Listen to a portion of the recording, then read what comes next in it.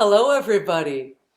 Welcome to Lighten Up with Sunny Wilkinson, where every other Monday at 2 p.m. Eastern Time, I interview and chat with Michigan-based musicians of every walk of life, from Celtic and folk and jazz and funk and blues and classical to whatever else I haven't mentioned. We are eclectic here, very purposefully. And it has been such a fun journey during COVID to sort of enter into this experiment and share with you these great musicians and talents that walk among us and share their music in their communities, in our state, in our nation, and our world. I am, I've got to tell you, I am particularly excited to introduce my guest today. But before I do, and just in case I forget, which I certainly don't want to do at the end, I have to take care of a little bit of business. First of all, I want to let you know that in 2 weeks, on May 24th, I will be hosting the remarkable Jane Bunnell and Mark Embry, husband and wife team extraordinaire. They are both opera singers. They have sung at every opera house in the country, to name a few: New York City Opera and the Metropolitan Opera. And one of the things I am fascinated is talking about their process, learning what they do, and how people in their 60s are still singing at the Metropolitan Opera. Can you imagine? That was unheard of heretofore. And here are these remarkable people singing at the Metropolitan Opera. So please join in. That's going to be a lot of fun. I can't wait. And then secondly, never secondly, always firstly, my heartfelt thanks to Smoking Dog, not Smoking, goodness, what's wrong with me? Smoking Dog Records, y'all. And the fabulous Jamie Sue and Susan O'Rourke, who are in collaboration with me on this project. Couldn't do it without them. It's amazing to have their support and their collaboration and friendship that we have developed over the years. So, thank you again for being with us. Happy belated Mother's Day. I hope all y'all children celebrated your mamas right. If you didn't, do it next year. You know what I'm talking about. And without further ado, I am so honored and privileged and excited to introduce to you my nephew and his amazing wife, who are collectively and individually jazz musician, sax player, vocalist, producer, singer-songwriters, writers, producers, hairdressers, realtors, and creators of a podcast. Painter, I forgot painter. So please keep on. Yeah, keep gorgeous. They're inimitably talented right down to the very bones. That's right. My dears Sean and Mel Hill, hello. Hi, thanks for having us. Yeah, it's so good to see you. Yeah, I'm super excited to be on your show. I know. And a belated happy Mother's Day to you. Thank you. Yes, happy I Mother's had a lovely day, and I was celebrated in fine fashion. I'm sure. What I like to do on Mother's Day is take a really long hike and take a picnic. But it was too cold. It was so we did yard work, and we had a picnic here at home and just had a great day. Oh, that sounds like my family's Mother's Day too. My mom loves to have mulch delivered whenever we arrive. The day we arrived at I don't know. It was such a surprise. Get to work, y'all. Get to work. Weird. That's great. Well, we have so much to talk about and so much to listen to. I have so many questions for you. All right. I know. I thought we'd sort of go in reverse from the present back in time. Sounds good. I like that. I would love, Sean, for you to share about your new project, which, man, I love the name, Orcas Are Dolphins. Tell us about it, and then I'll play some of your music, all right? Yeah, cool. Well, I'm glad you like the name. It's kind of silly, but it is a fact. Orcas are dolphins. I know, and they tossed around a lot of names too. There were a lot of names in the hat for the band, and I think you guys chose right. Yeah, it's pretty good. Yeah, thank you. What other names were, for, just out of curiosity? I don't even know if we can tell you, because honestly, I kind of want to steal one for like a new project that I want to do. No offense to Pulsar if he's watching right now, but well, who's my Well, the no keyboard offense, player. because honestly, But it's we the want to best name. steal. Yeah, we want to steal the other name that we were debating. But Yeah. Oh, okay. Well, I'm just mum's the word. So tell us about this project. yeah, so yeah, we're called Orcas Are Dolphins. We're like a jazz, it's, I guess, like kind of synth jazz, kind of electronic jazz type group. In Chicago. We've been playing together for about a year. We kind of started playing together right before the whole COVID thing started. So well, I would even say longer than a year, because a lot of the guys in the band were part of the Winchester Sound. Yes, Oh, we're just yeah. Okay. Yeah. So they kind of like subtract a singer and then add a guitar, and then it became Orcas Are Dolphins. Yeah, it became Which in my opinion is always a bad idea. Yeah. I loved it. I think it, I mean, it's exactly what this guy needed for his kind of like musical outlet. So yeah. But I'm kidding. It's a great project, really. Yeah. So like the drummer Chris Urban and I, he's been playing with Mel and I for like, I don't know, 5 or 6 years now. Maybe almost 7. Yeah, long time. And then introduced me to Pulsar, who plays piano, and then we just started adding people to this project, and Phil. Yeah, and then added Phil, who plays bass, Phil Chester, and then we got Ed. We added Ed Nakayama, this awesome guitar player here in Chicago, and we just. But like I was saying, it's kind of interesting. We started shortly before COVID, so we weren't able to play out a lot.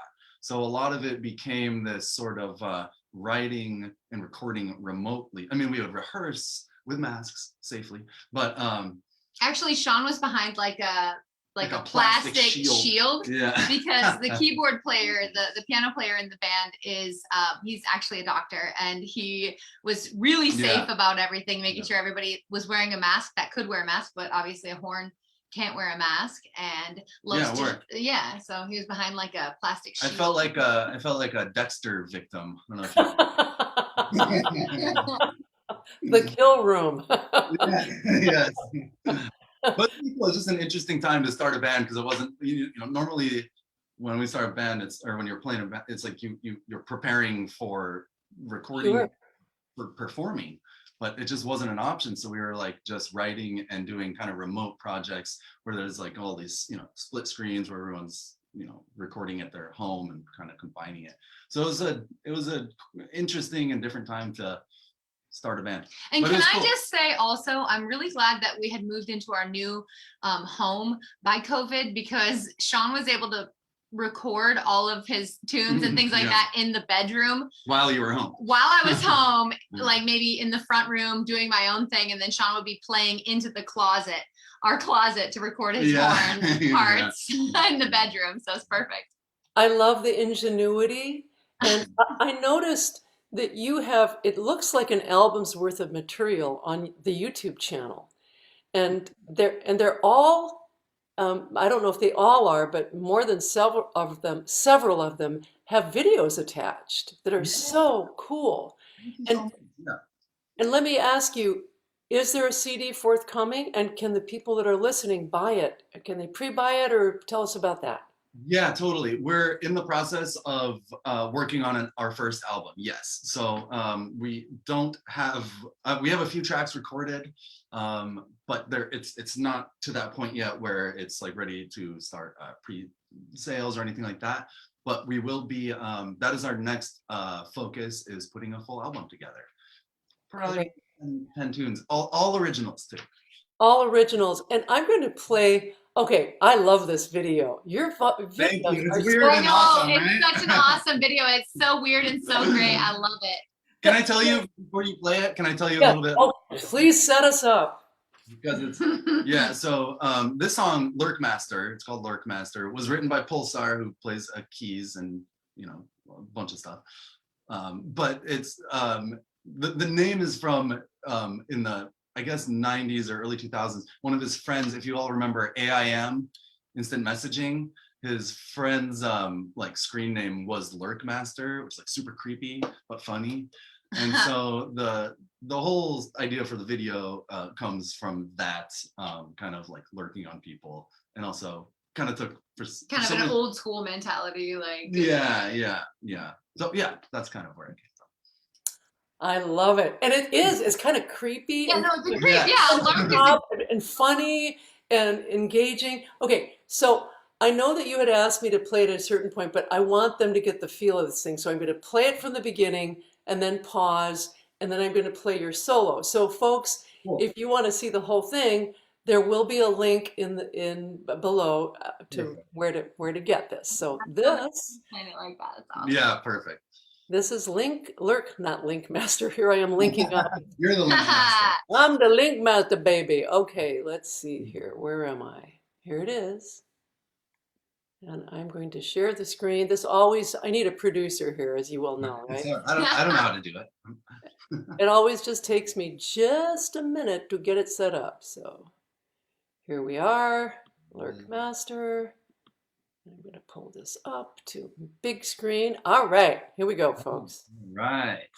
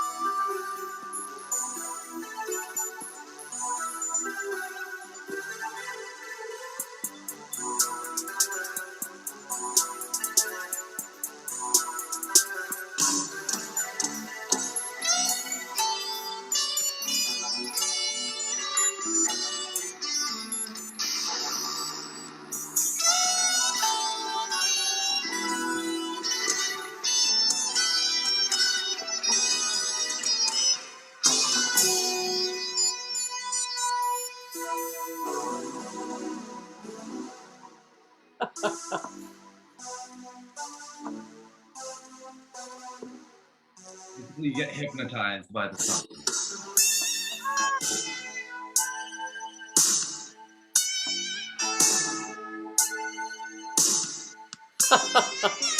Okay, now I'm going to go to your solo. Cool. The second part is like a totally different song all of a sudden. Yeah, now Sean, tell me, is it at 3? Because I think it's at 350. that's right. Okay, thank you. Yeah. Part 2, totally different song, but I mean, same song, but you know. different. Okay, here we go.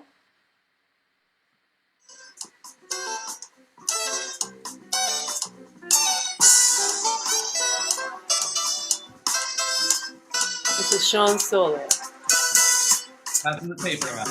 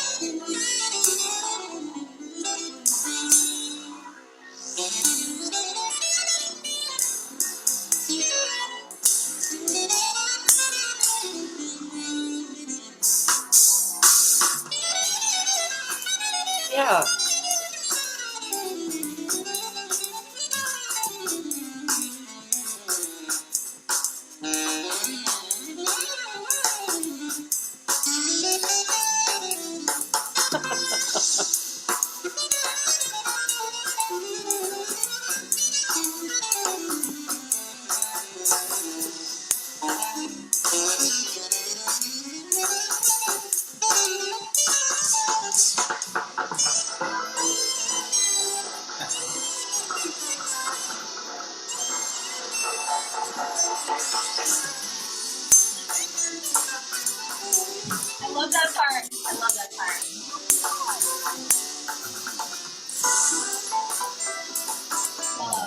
I love that part where Sean's like saxophone is like he's like playing, he's up on the thing because he you can't really tell, and I wish he would have done it even a little more. He's not wearing a shirt under his leather jacket. Yeah. It's like sorry, other hand. Maybe for you, darling, he is my nephew, you know. Yeah, that was great. Beautiful solo, my friend. Beautiful solo. Very much. I appreciate that. Yeah. Yeah. I will say it's very reminiscent of like Donny McCaslin right now. Yeah, it's got the kind of 80s. You're saying like Yeah, reminds you of the it Labyrinth, reminds me a lot which of like reminds the her of, like, Labyrinth meets like Black Star, which is David Bowie's last album Yeah. that he released, and like Donny McCaslin is on it, and it sounds like that whole song. It totally gives me that vibe, and I'm like, yes, I'm here for it. That's great. Well, congratulations, and you'll have to let us know when the album comes out, okay? Yes, I definitely will. Yeah. No specific timetable on it, unfortunately, but as soon as possible is basically when we'll get it out. So let's move to we're going to also, of course, I'm going to play some videos with Mel's remarkable singing, but we'll just do that a little bit later. Yeah. Let's talk about the survivors. All right? Okay. Yeah. I have listened to every episode. Oh, You yeah. have? Yeah, Oh, that's heck yeah. awesome. Thank you. I'm your biggest fan. I listen to it while I'm making pots. And my pots, you know, depending on how scary it gets, get a little wobbly. Well, why don't you clue everybody in? Let us know what this is all about. Another project that kind of came out of COVID. pandemic. Yeah. Well, so it was actually Sean's idea to start a podcast, and I really poo-pooed the idea. I was like, no, I don't want to do it. Everyone has a podcast. Everyone's got a podcast. I don't think we need to do that. But I had gotten Sean into listening to this one podcaster individual, or in particular, who is a girl who does them on her own. I mean, she's got a whole production crew and everything, but she's narrates by herself, and they're really cool stories of Ashley Flowers? Yeah, Ashley Flowers. Shout out to Crime Junkie and Supernatural. Supernatural was the one that Sean really was drawn to and listened to a lot of episodes of podcasts telling stories of the supernatural. And so he was listening to a lot of that during COVID and said, Mel, we ought to do a podcast. And I was like, no, we can't do that. And he said, we have all the equipment to record. We may as well just try it. Why not? Yeah. I could do some soundtracking. It could be really cool. And I was like, no. And then one day I came home from work and we had a couple glasses of wine and started talking about it. And Sean's like, well, I wrote this episode. Maybe you should read it. And I was like, all right, sure. And so I started reading it, and he said, stop reading. I'm going to get my recording equipment set up. We're going to record it and just see how it goes. And so he set up all his equipment, our equipment, and recorded it. And I was like, that's going to be terrible. I had some wine. It's not going to sound good. And then Sean went through and edited everything. And in that same night, I was also like, we need a theme song, a catchy theme song. And so I sang to Sean. Just like a riff. Riff that I was like, it should sound like this, like with the bass line too, because I write a melody and a bass line. Those are the only things I like to write, are melodies and bass lines. And yeah, I just kind of put it together on GarageBand. Like, this actually sounds pretty good. And then I transcribed what she had sung to me for the for the melody. For the theme song. And when he played for me the final result of what he had kind of like, not the final, even the final result, just like what he had edited with the theme song, I was like, okay, this is really cool. This sounds really good. Like, I think this is something we could do. And from there, it just took off. And I started writing episodes, and Sean was continuing to write episodes, and honestly did all of the soundtracking and all of the editing, and so much work went in behind the scenes. And it's hard. I mean, it's been really well received though. I mean, it's combining two things that we both like. Me, true crime, and Sean, true stories of survival. Yeah. Well, So and that's what's so interesting too, is there is a little of a dichotomy. For sure. And yeah, the first show was the true story of the Essex, Yeah. right? The real story. And yep. that I had known bits and pieces of that story. That's a fascinating story. It's And my favorite story of all time in any genre. It's amazing. Yeah. it's amazing. You can't It even really believe it's is. real that happened to some people. It's crazy. Yes. Yeah. And then they all pull you in. Um, they all pull you in. What's the gal's name? The well, I'm not going to even say what happened to her, but you have to tune in, folks. It's Yeah, very Yeah. it's like true stories of survival where somebody survives a plane crash or a shipwreck or escapes a serial killer Yeah. or all kinds of different scenarios. And the one thing they all have in common is that somebody survives. Yeah. And I think the cool thing is that even most of the people that we're appealing to right now are true crime junkies. Like, I mean, people that really love true crime sort of things like me. And I love to hear the stories that Sean is always reading about, which are the true survival stories where they have all the gory details of, cannibalism and pulling maggots out of a festering wound. Like, I love that stuff. The darker the better. or being pulled, duct taped and stuffed into a trash can and not Yeah. having your Oh, yes, 911 call taken seriously and yes. dying of multiple That's actually, you're talking that's about like Terry Jandusa Nikolai, and that's my favorite Yeah. episode that we did, because that one is just unbelievable. I mean, the fact that she even one of the most unlikely survivors. It's yes, impossible. truly, she was incredible, and she saved herself. Like, she wouldn't have survived if she hadn't been able to have the wherewithal to make a 911 call, multiple 911 calls. Actually, even I'm always wondering about that dispatcher that said no prank calls allowed here. I know. I hope she was severely disciplined and canned. I Can know. you imagine?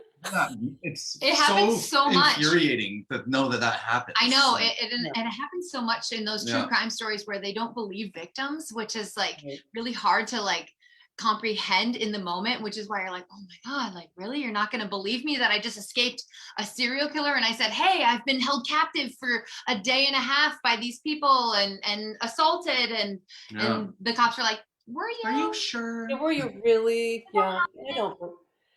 So there's The lots. one- and the other one, the young lady that escaped into the jungle.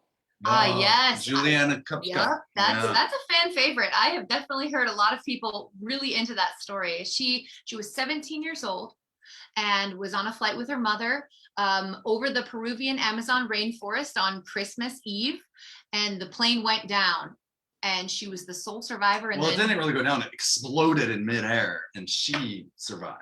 The sole survivor, and then not only was she the sole survivor, but then trekked through the Amazon rainforest for 11 days on her own until she reached safety. So, I mean, it's just an incredible story. Amazing. They're all really pretty incredible stories of survivor. And then Sean, tell us about the Andes survivor. That was the other historical. Yeah, that's one of my favorite stories too. Is this another a plane crash in the Andes? It's a rugby team flying from Uruguay. Yeah, Uruguay. Yep. Yeah, and they crashed in the Andes. This is a very famous story too. There was a movie made about it. Error, and the whole plane crashes, and they end up, not all of them survive, but a few of them do after, I believe, like 78 days or something up there. After having to, I don't want to ruin it, but having to cannibalize some of their friends, which is something that comes up a lot in our podcast. Cannibalism. Yeah, cannibalism. Yeah. And the morality.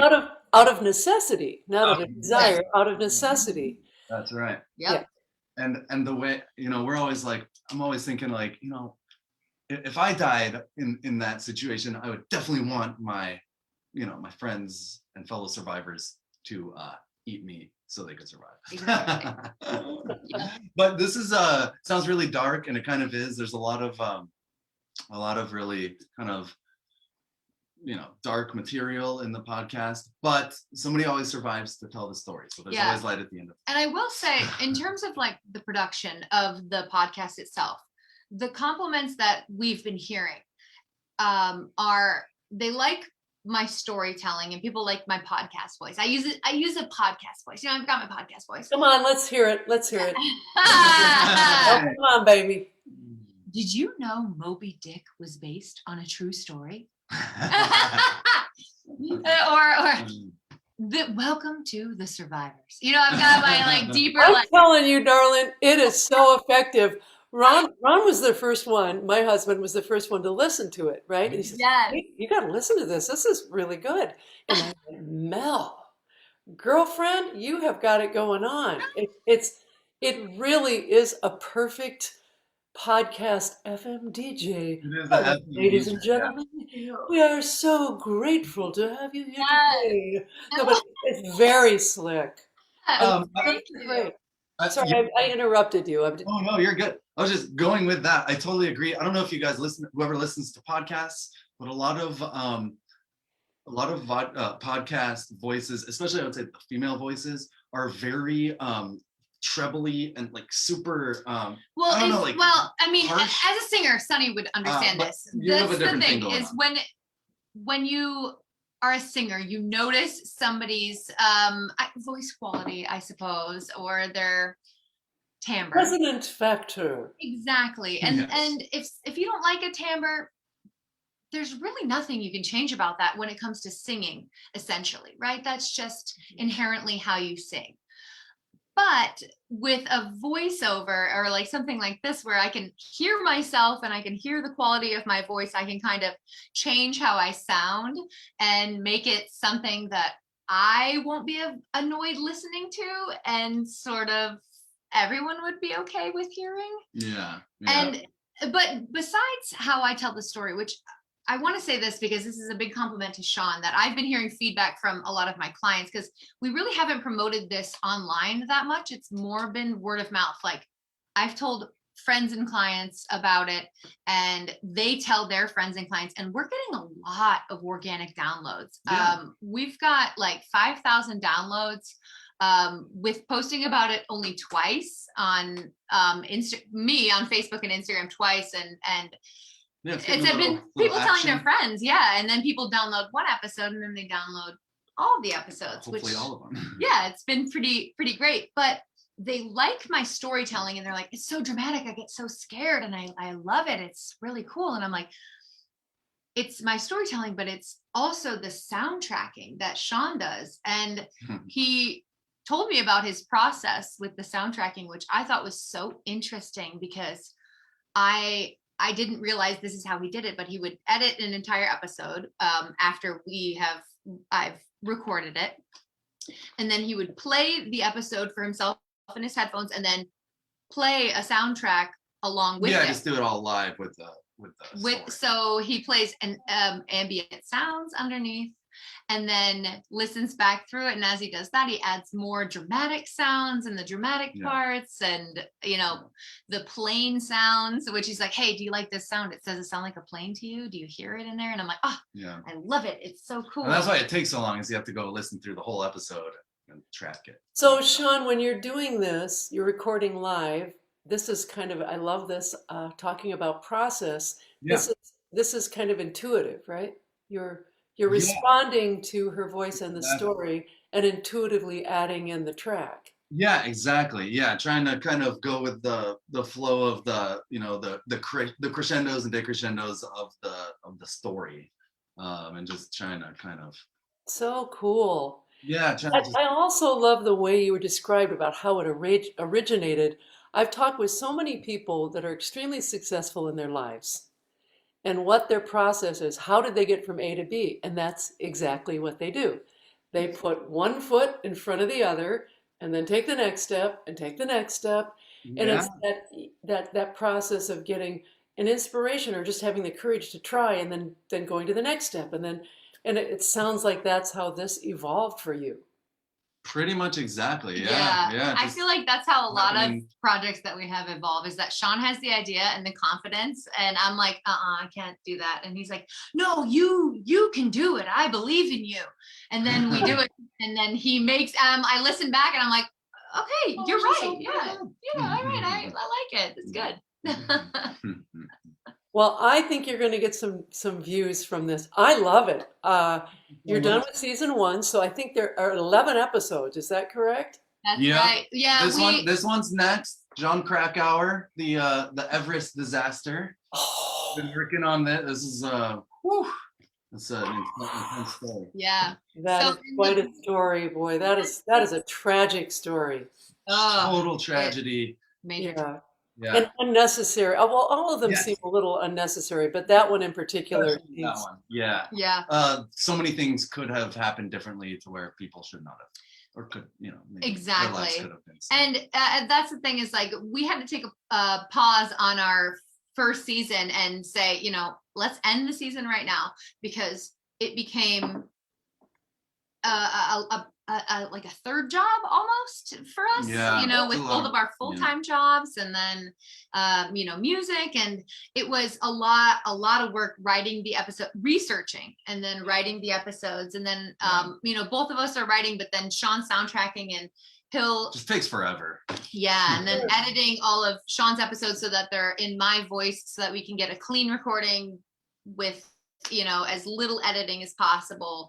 It's a lot of work. It's a full-time job, and so we needed to have a little break so we could work on episodes and not have to have a weekly timeline of release, because I found out that people that have full-time jobs usually do a bi-weekly podcast, not a weekly podcast. So it turns out we probably should have done it bi-weekly, but we like the weekly. We like the weekly podcast. So the stuff there at the end. Yeah. Well, congratulations. I know how much work went into that. Ronnie and I, maybe a month ago now, were the guest artists at the University of Toledo for their John Hendricks Memorial Concert. Cool. And, we've done these little virtual, I always want to say viral, virtual concerts throughout the pandemic, right? Yeah. And the first one we did on our phone, and the sound was horrible, and then we did it on Zoom, and the sound was horrible, and it's laggy, and blah, all the whole thing. So this one, we upped the ante, and we got our mixers and the right kind of microphones, not perfect, but the learning curve went like this, and it was considerably better. And we have forget the thing that it's like a little mixer that goes into the computer. A little interface thing. Thank you. That's the word I'm looking for, interface. Yeah. And then Ron spent hours and hours and hours and hours and studied iMovie, took a little tutorial class that was 11 hours long. Whoa. And we did it into iMovie, and he edited it and made it look so. And so the learning curve, it was a ton of work. Totally. That's right. That's what I went through too with the learning curve. Because we've recorded music a lot before, but a podcast is a totally different thing, because it's very dry, or there's not. It's just like a voice, and that's it. And we actually ended up having it took a long time to figure out how to mic it and how to edit it, and it took a few episodes to get kind of in the groove of making it sound more professional, even to the point of ordering buying a new microphone that was more suitable. There's a curve for sure. Yeah. But I'm excited about your next episode. I will be there. Awesome. Yeah. I downloaded. I just click and listen to it. I have a little podcast thing on my phone. I stick in my earphones, and I'm making some pottery, and every time something brutal happens, I go, whoa, and then the pot goes I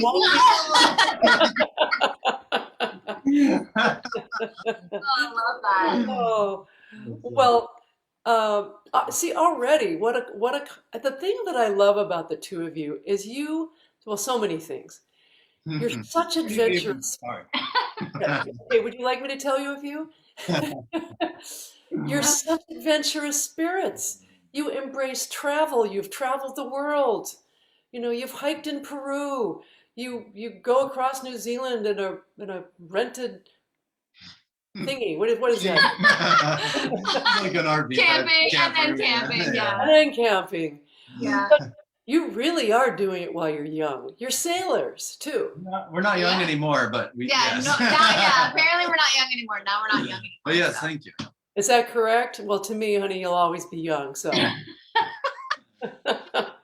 told me I won't look old till I'm 40. So I can't wait till I'm 40 and I can say to him, "Oh my gosh, I'm so old now." oh, Uh, I remember when I was in college, I got the opportunity to go to Japan as a backup band for a touring artist there, right? Yeah. But we had to take dance lessons because it was like a show group. It was like a Vegas show thing.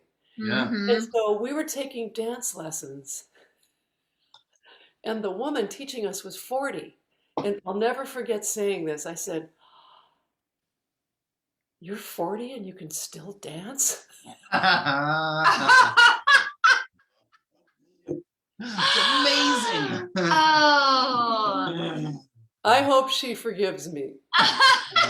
You actually said it to her. I said it to her. Oh my gosh. Be ever tactful. That's Oh, that's so funny. Well, why don't we talk a little bit? Because I'm gonna play a couple more videos of the Winchester Sound. cool. I've got to play some of those and have Mel's beautiful voice come out. But tell us about your other careers. Tell us about, I mean, Mel, you are a hairdresser to the stars, really. You're phenomenal at what you do. Yeah, I am. Yeah, I am a hairstylist, and I like to say that I'm not the kind of hairstylist where hair defines me, and I'm obsessed with hair, and it inspires me when I see crazy, hair show things. No, I like people, and I like making people look good, and I like making people feel good, because looking good is feeling good. And yeah, I've kind of like taken that and been able to like establish a pretty solid. I just want to interject and say, like, she's downplaying it. She's like an incredibly talented stylist. She's like the #1 stylist in her salon, like always has been, right downtown Chicago. I mean, she is like amazing at what she does. I mean, I got to second that, Mama. yeah, So a quick story. I was doing your hair in school. yeah, Yeah, yeah. you were just naturally talented, right? You had a natural ability.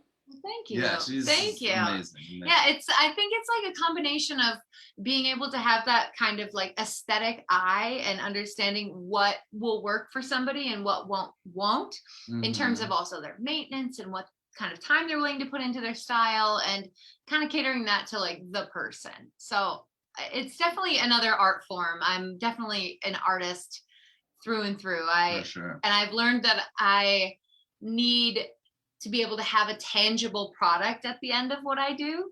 Like, I like to be able, creating hair makes me feel like I've got an end result. Like, here's an end result. And music, when we're recording, here's my end result. And same with the podcast. The podcast, I've got it. So I definitely like to see, my results. Same in painting too. I really like to have something I can look at the end of the day and say, all right, I made that. I did that. That makes me feel good. Do you know what's interesting about that is being a jazz singer all my life and having some tangible product, right? But most of it sort of wafts off into the ethers, right? Yeah. It does. And then going into this pottery phase of my life. Yeah. And to have something that is tangible, and if you treat it with care, it will last lifetimes. Yes. It's so lovely to have a tangible, visible product that you can feel and touch and enjoy. Right? That is a beautiful mug. Something that like it brings you joy in a way that you can't really describe. I mean, and I love that. I mean, I feel like we're similar in that way, Sunny, that like both of us need some kind of like outlet to feel good for ourselves personally. Like, it's something that we do for us. And having that like tangible product is amazing. It really is. Now, I'm not going to spend a lot of time talking about our personal relationship, but I do have to share this one story. in 2018, or was it 17? Time sort of drifts on quickly at this point in my life. But I released a CD, and I needed new pictures. And I Uh, Oh was yeah. something, 65, 60 something. And I was dreading it because I just didn't want to look like an old, waddly, tired, ancient. All Because those, none of those all, things. all yeah, of those adjectives that you just don't want, right? like a Uh, 40-year-old who can't dance. Like, yeah. Can't sing. Yeah. So I called up Mel and I said, honey, will you help me? Can you do my makeup and my hair? And she was absolutely. She put me in touch with this remarkable young photographer. Tell me her name, it just went out of my head. Alexis McLean. Yes, phenomenal young photographer that is a magician with light yeah, here in So, Chicago. Yeah, she in really. Chicago. Yeah. And I went over, Mel did my hair, Mel did my makeup. She spent all day on set with me, Yeah. all day, saying, no, no, honey, you have to put your chin out like this and then do that so that I didn't know. What do I know? We call it art direction. You know? Yeah. And Like styled me and you took care of me and it was just the best experience. And then her photographs came back and they were exuberant and I looked my age, but I didn't look like some dried up old prune and it was no, they look like you and they look gorgeous Yeah, they're and awesome. they look, I mean, it's perfect. It kind of like she captured your personality and how you actually look all the time, like beautiful and regal and fun, all in the same token. I mean, she did a Yeah, really she nailed wonderful it. job. You I would all. go back to her in a flash, but the point is how you are.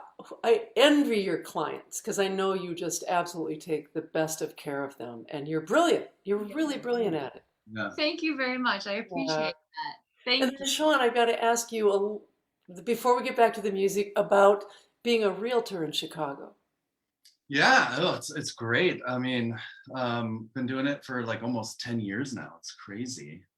Um, but yeah, business is good. I do a lot of, I started out just doing rentals, but now I do a lot of mostly sales stuff. Everyone's always moving to Chicago, and it's just it's an exciting job. I get to see the whole city, meet a bunch of cool people, see some amazing properties all around the city. And yeah, it's an awesome job. If anyone's looking for a place in Chicago, give me a call. A little, a little shameless self-promotion there. I love that. Got to do it. So let me ask you, what is it like right now? Because it's even over here, it's crazy. It is Oh, definitely a I seller's mean, Yeah, it is a seller's market. it's a seller's market for sure. It was weird last year, obviously, through the whole thing, through out of whack. It was crazy. Everyone was trying to get out of Chicago last year because everything that was going on. We're But moving into neighborhoods that have more space. yeah, mostly out of the downtown area.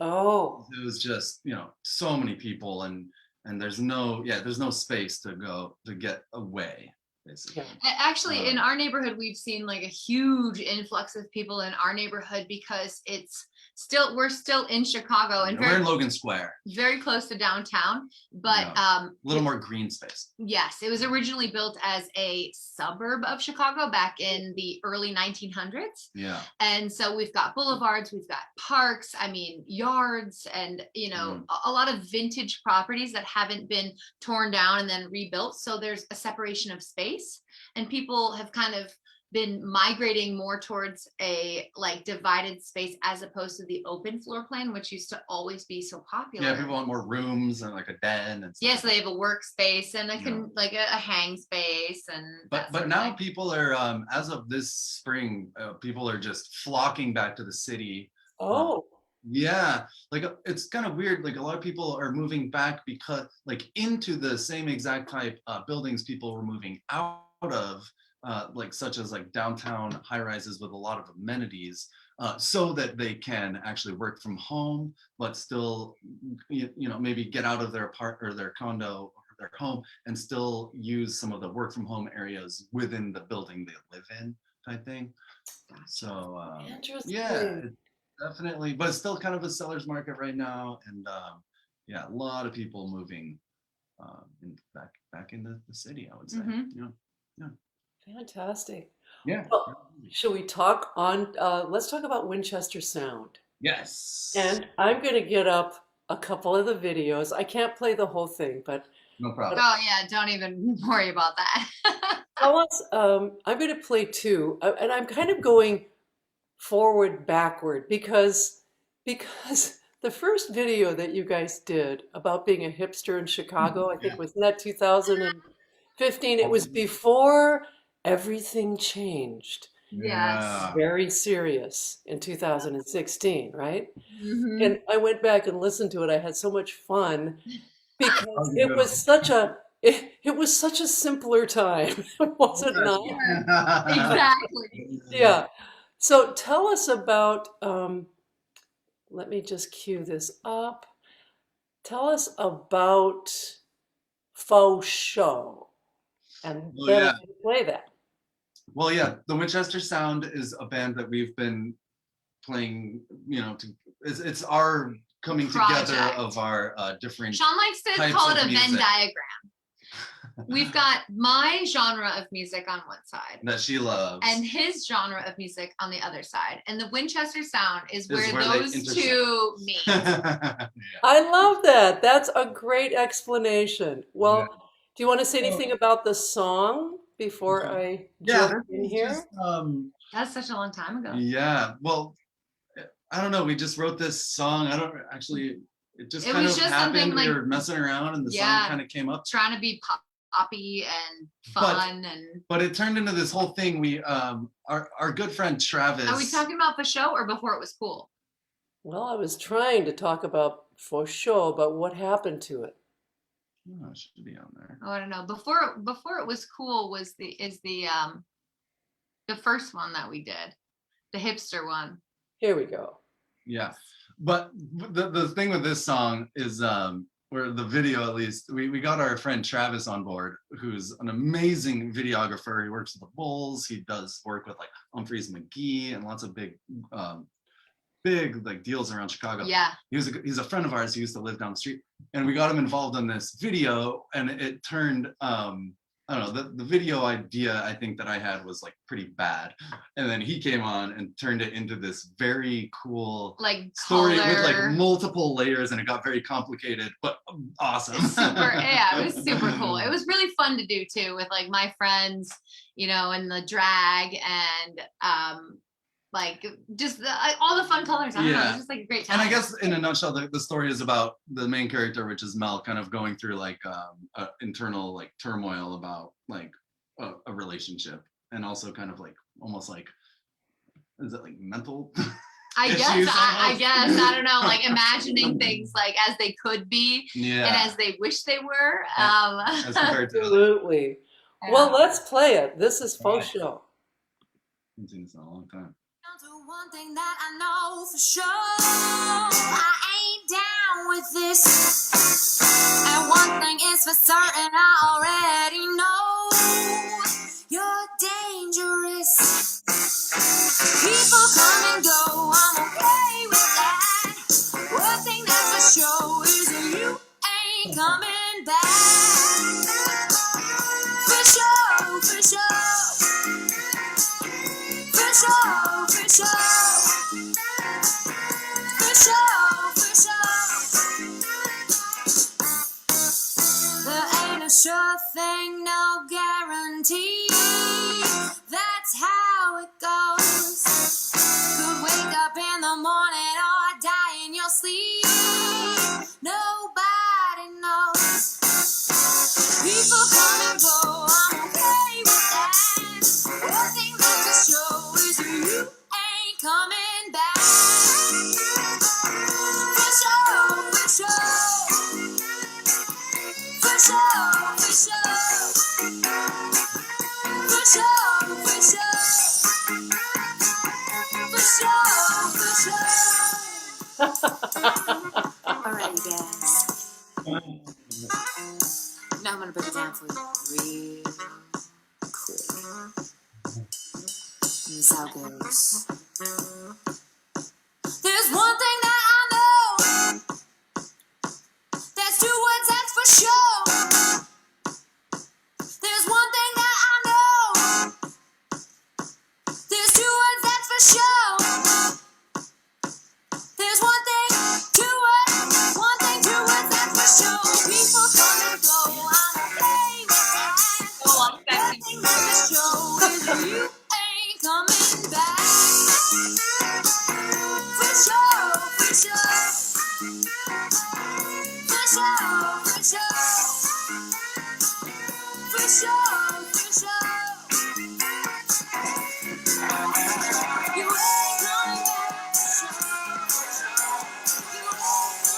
That's awesome. Oh yeah, baby. Yeah. Yeah. The story got so complicated. But it's basically like her like love interest was like pushing her away to the point where she like kind of created this Like an I guess ulterior or like, no, it's an alternate reality. Yes, Yeah. exactly. It's so funny to see that video. It's been so long since I've seen that video. I'm like watching it like it was for the first time. I was like, wow, this is actually pretty cool. Yeah, like pretty cool. It's pretty cool. Well, to me, it's light up sort of in this post 2016 world. It's sort of like an anthem for women's strength. To me, it looks like you're being abused and you're being subjugated and you're being oppressed, and you just go, I don't think so. And you have all of these extroverted, wonderful people in drag and sort of supporting. I think it's really fun. And of course, you sing your ass off, my dear. Yeah. I know. Is she awesome? Yeah. She's the best. We were talking about this earlier. I don't know if we're going to get to this, but she's an amazing singer, obviously, incredible singer, beautiful voice. One thing that Mel is like especially good at is working a crowd, like live, like, you know, she's great in the video and everything, but just like with live performances, as she can just work a crowd and like read a crowd, and just she's so funny on stage. I wish you could see. She's so good. Actually, I do want to say something about that because honestly, Sunny, you had a big part in that too. Like, it's been years. I don't know. It's been a long time since you've like seen us perform live, and I remember a long time ago you telling me the way that you should kind of plan a set is like choose songs that you know are a good warm-up song for you, one that you know really well, one that's in a good part in your range that you can use kind of to warm up yourself and warm up the band, and choose those for the beginning of your set list. And so ever since you said that, I've started choosing all of the songs that I love to warm up with for all of our gigs. And so we start with the easy, what we call the easy ones, right? Like the ones where everybody knows it really well, really easy key. You can get in the groove. Yeah, exactly. We've got easy chord progressions, you know, easy for me to sing and kind of get the vibe of the audience and understand how everybody's feeling. And then in terms of how our sets tend to go, we have a basic set list for every gig, but I love to interact with an audience and like see how an audience is responding to songs that we're doing and as we're doing them.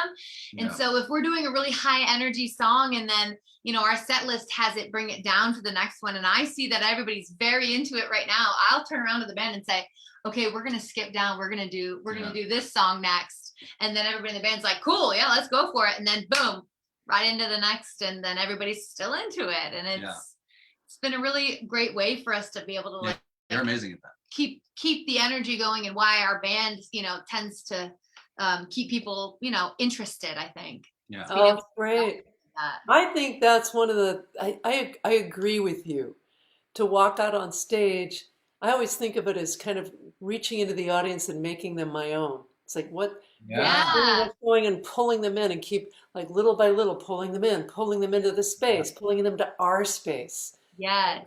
Yeah, I mean, I think that's such an important thing, like, especially, I don't know, I guess probably every genre, but as I can only say as a jazz musician, spend so much time focused on just becoming the best possible player and just being able to play every song in all 12 keys, which is awesome and super important, but it's only like half the battle. Like actually performing like and getting everybody involved and keeping people's interest is like almost more important. Well, in the final analysis, I can't remember if it was Frank Sinatra or some jazz artist that said we're all entertainers.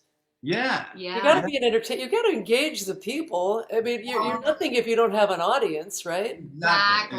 Exactly. Yeah. Kind of like decide whether or not a gig is good based on how you're interacting with an audience, right? Like if you're not reading the audience and understanding what they are looking for next, then you're not really going to be catering to them, and then it's just a show for yourself. And who wants to play for themselves? I mean, you play out at a gig because you want other people to hear what you're creating, right? Yeah, like, I'm sure you want them to love it. Yeah. Yeah, and I always think too, it's like you want them, it has to be this like circular activity. You know, you're giving them energy and you're giving them your creation, but they're giving you back Yeah. attention, and then they're involved. And it's not a complete process unless it's flowing both ways, Yeah. right? That's so true. It's got to go 100%. around. Yeah. It's all about Yeah. the energy Yeah. on both sides. Yeah. Yeah. Speaking of energy, one thing that I so appreciate in both of you, and this is sort of a hallmark of my relationship with my husband too, is there is such a great amount of mutual admiration and lifting the other one up. I love to see that. You guys are clearly each other's best friend, and love and admire and respect each other. Mwah! That's a beautiful thing, man. Thank you. Yeah, Sean It's definitely is. true. We're best friends. Yep. And I'm a better person because of Sean. Oh, yeah. Me too. 100%. He's the best. Yeah, you're the best. Well, and you both have such different abilities and talents and personalities. And That's it just true. seems like, it seems like you both do this for each other. You're just Yeah. you Exactly. keep lifting each other up. So True. That's totally true. Yeah, very true. Yeah, whatever the things that I'm keep not, that up. you kind of balance me out on those things. for Yeah. sure. Yeah. That's great. Yeah. That's so great. Mm. Well, let's see. Oh, I know what we haven't covered. Why in a Michigan-based show Oh yeah, are y'all here? Because you live in Chicago. Well, I want to say good question. Mel is from Michigan. Okay, Mel is Michigan-born, bred, raised. Oh yeah. And my nephew Sean, I think I might have had a little part in recruiting you to Western Michigan. Did I? Time, 100%. Yeah, I went to Western Michigan. Proud Bronco. Oh, Bronca. All Yeah, right. when I was still in high school, you were still teaching at Western Michigan. I was. Which is what got me, interested in, I had to, like, I remember having it kind of narrowed down to a few, a couple different universities, and then I don't know, just Western Michigan was a Well, clear winner. when I was in high school, Western Michigan for vocalists was the end all be all. That's Yeah. where you wanted to be. It didn't matter, like if you wanted to be a musician as a vocalist, like that you needed to go to Western. Like that was it. Did you ever sing in Gold Company? I'm sorry, what? Did you ever sing in Gold Company? I did not. I was in the classical world. Yeah. exclusively. Yeah. Oh, But that's the after I other met thing. this guy, I'm like, I really regretted that decision, and I was like, I would have been a jazz vocalist had I known about. Always had a classical voice teacher all Right. growing up, and so I never really even was introduced to the jazz world until I met Sean, Yeah. and he Oh, taught me interesting. everything that is like useful now in my music career. Everything with that has all been Sean. I mean, he's the best teacher. He can tell me when I'm doing things wrong without making me feel bad about myself, which I think is a very special skill, especially for somebody who's so sensitive. Yeah. I love- Who was your voice teacher at Western? It was Elizabeth Cowan. Oh, I love, and her husband Scott is a beautiful jazz trumpet player. Yeah, Yeah. yeah. I studied with Scott or Dr. Cowan quite a bit. Yeah. Did you study improv with him? Yes, I did. advanced Yeah. improv with him. Yeah, yeah. In fact, Sean, Hardest class I've ever taken. yeah, I was gonna say, always I said, understand that's still true. I bet. Yeah, yeah. I learned So so you much. guys, I can't believe I'm saying this, but we are drawing, I'm going to go a little bit over with you because I think it might be fun to travel way back in time. Wasn't not hip to be square. What's the name of your tune? before it was cool. Before it was cool. It's hip to be square before Okay, so this is so much fun. We got to play a little bit of it. It's This just is the so first video I think we ever made together. Yeah, it was. okay. I just need to get you up here. Let me figure out where this is. So while you're doing that, this song came to be because we lived at the time in Bucktown, Wicker Park, which is a very like hipster, like the cool neighborhood. Which is almost Cool actually, we neighborhood. kind of like have since moved to that neighborhood again. Yeah. But like, because the other one got like too cool, you know. So But now, it was too cool for school, and we were like, we have to write a song yeah, about it. yep. All right, so this is before it was cool. 2014. It's so fun. It's still so much fun, you guys. Oh yeah. Okay, here we go. We got married.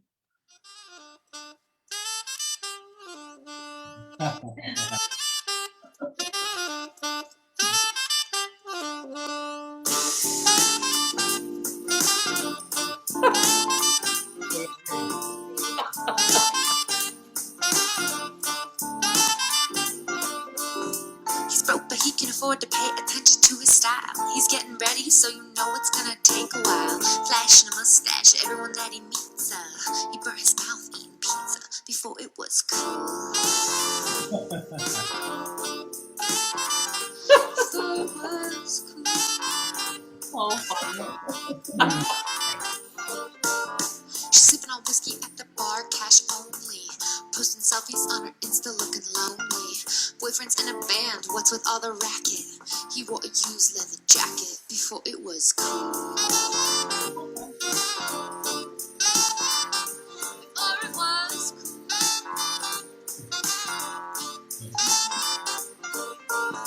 He's riding a fixie cause he only needs one gear. He's getting through craft beer. Lush beer, just look, don't get near it. He smoked American spirits before it was cool. I love that line.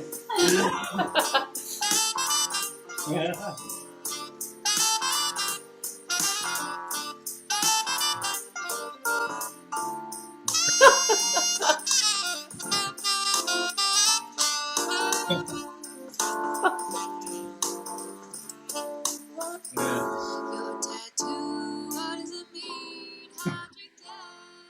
That's so funny. You know what's really funny about this song is like the newest song I released, Lurkmaster, also has me in an alley on a dumpster playing a saxophone. Yeah, I think that might be a theme throughout. full You know, circle. shirt off, shirt on, Yeah, it doesn't matter as long as maybe you're. percussion on trash cans. Yeah. It's so true. Oh, that's a funny video though. Uh-huh. Well, my darling dears, thank you so much for being a part of this. It was just a joy. Yeah, thank having you for with having us. us. This was a Is there blast. anything else you'd like to say before we say adieu and au revoir? Just check out Workers Are Dolphins. Check out Orcas or Check out the Dolphins. Survivors yeah. podcast. And also, just thank you, Sonny. We love you so much, and thanks for having us. This has Yes, been thank awesome. you so much. This is really fun. Oh, it's been so The show great. was really cool. And also, I guess just like been a huge inspiration to both of us. Both of us. Obviously, my whole life. But, you Yeah, know, truly. you know, Yeah, truly, you really have. Oh, thank you. That makes my heart glow, I'll tell you. Everything. So, ladies and gentlemen, don't forget that on May 24th, my guest artists will be Jane Bunnell and Mark Embry, remarkable, extraordinary classical opera singers. Can you believe she's in her 60s? She's close to my age, and she's still singing at the Met. Isn't that remarkable? Incredible. It's really incredible. So join us then, and until then, be safe. Enjoy this beautiful spring weather, and we'll see you in 2 weeks. Mwah! Bye-bye.